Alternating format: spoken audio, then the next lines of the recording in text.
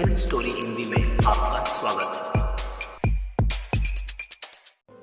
Every day we go back to the bachelor's room. We can't stop loving. Movie की explanation शुरू करें उससे पहले आपको कुछ बातें पता होनी चाहिए। इस मूवी में 1929 की स्टोरी दिखाई गई है जब साउथ वियतनाम फ्रेंच का गुलाम हुआ करता था। जहां एक फ्रेंच लड़की गरीब होती है वहीं चाइनीज लड़का अमीर होता है। मूवी की शुरुआत होती है और हमें बूढ़ी औरत जिसका नाम जेन है वो अपने बुक में लिखते हुए कहती है, प्लीज सब्सक्राइब माई चैनल। वो सॉरी मजाक कर रही थी। वो कहती है जब मैं 15 साल की थी तो मैं अपने स्कूल की छुट्टियां होने की वजह से अपने घर आई थी।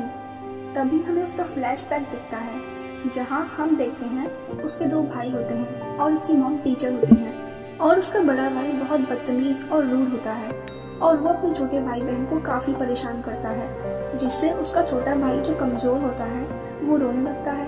पर जेन हर बार की तरह उसे संभाल लेती है और उसकी मॉम को ये सब पता होता है पर वो उसे कुछ नहीं कहती जिससे जेन को लगता है उसकी मॉम उसके बड़े भाई को ज्यादा प्यार करती है। छुट्टियां खत्म हो जाती हैं और वो अपने स्कूल वापस जाने लगती है जहाँ उसकी मॉम उसे छोड़ने जाती है। जब वो एक नाव में बैठ के वहाँ से जा रही होती है तब उस नाव में एक अमीर चाइनीज लड़का भी होता है जिसका नाम टोनी है जो अपनी कार में बैठ के उसे देख रहा होता है।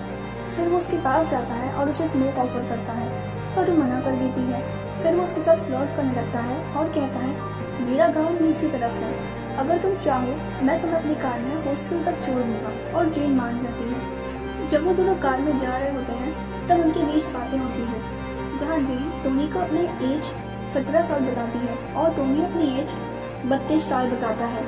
फिर टोनी अपनी फैमिली के बारे में बताते हुए उसका हाथ पकड़ता है और उसे छूने लगता है और जेन उसे रोकने की कोशिश नहीं करती क्योंकि उसके साथ ये सब पहली बार हो रहा होता है और उसे भी अच्छा लग रहा होता है। अगर वो टोनी को अपनी एज 15 साल बताती तो वो उससे दूर चला जाता।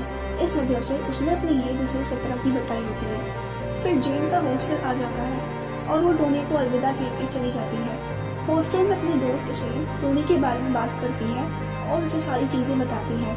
अगले दिन जब वो स्कूल जा रही होती है तब उसे अपने स्कूल के बाहर टोनी की कार दिखती है।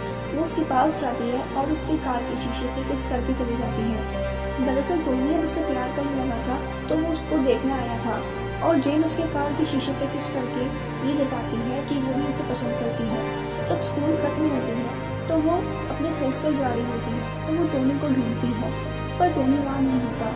रात को हम उसे टोनी को याद करते हुए देखते हैं। अगले दिन उसके स्कूल की छुट्टी होती है तो वो अपनी फ्रेंड के साथ डांस कर रही होती है। तभी वो देखती है टोनी उसके हॉस्टल के बाहर कार लेके खड़ा होता है और उसके पास जाती है और उसके साथ कार में बैठ के चली जाती है।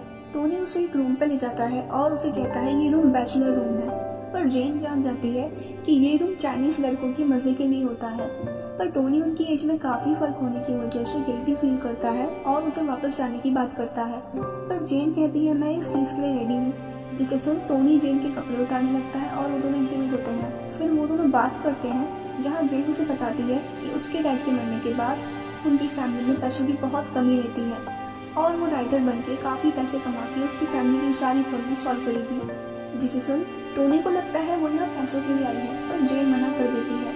पर उसकी बातों से हमें लगता है वो पैसों के लिए ही यहाँ आई है। आगे वो पूरा दिन उसी रूम में रहती है और दोनों काफ़ी बार इंटीमेट होते हैं।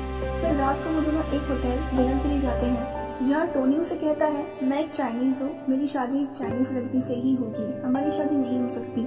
और जेन कहती है मैं भी तुमसे शादी करना नहीं चाहती। आगे हम जेन को रोता हुआ देखते हैं। दरअसल जेन को टोनी से प्यार हो गया है और टोनी ने शादी के लिए मना किया होता है जिससे वो दुखी हो जाती है। आगे हम देखते हैं वो दोनों रोज वहाँ उस रूम पे मिलते हैं और साथ में इंटीमेट होते हैं। फिर एक दिन जेन अपने घर जाती है जहाँ उसकी मॉम उसे कार में आते देख चौंक जाती है। जब वो घर पे होती है तो उसकी मॉम उसे कहती है तुम्हारी हॉस्टल से हमें खत आया था, तुम 3 दिन वहाँ नहीं गई और उस पर शक करने लगती है।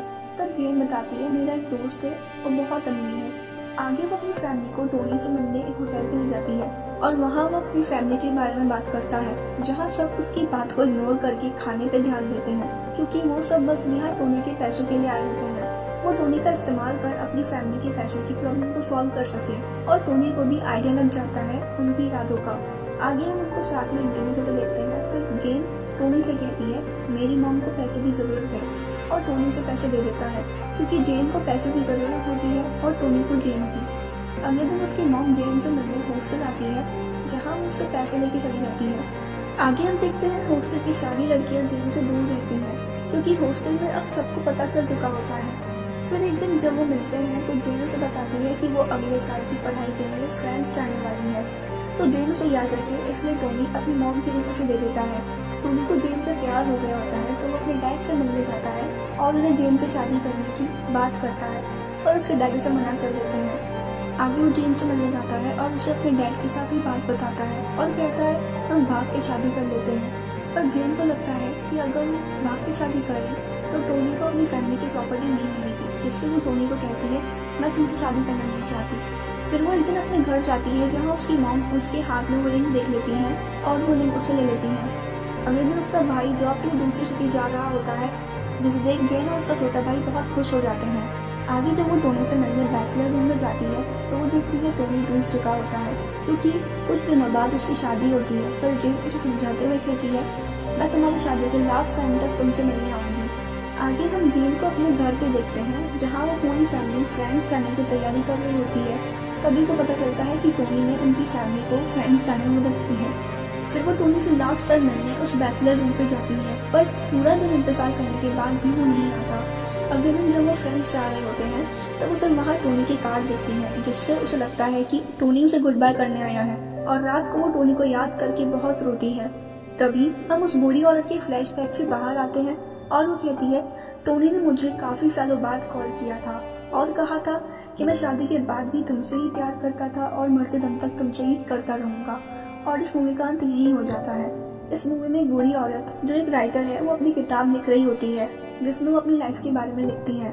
जाते जाते बस यही कहना चाहूँगी, अगर आपको हमारा ये वीडियो पसंद आया तो हमारे इस चैनल को सब्सक्राइब कर देना और कमेंट सेक्शन में बताना आपको ये मूवी कैसी लगी। मिलती हूँ आपसे अगली वीडियो में। बाय।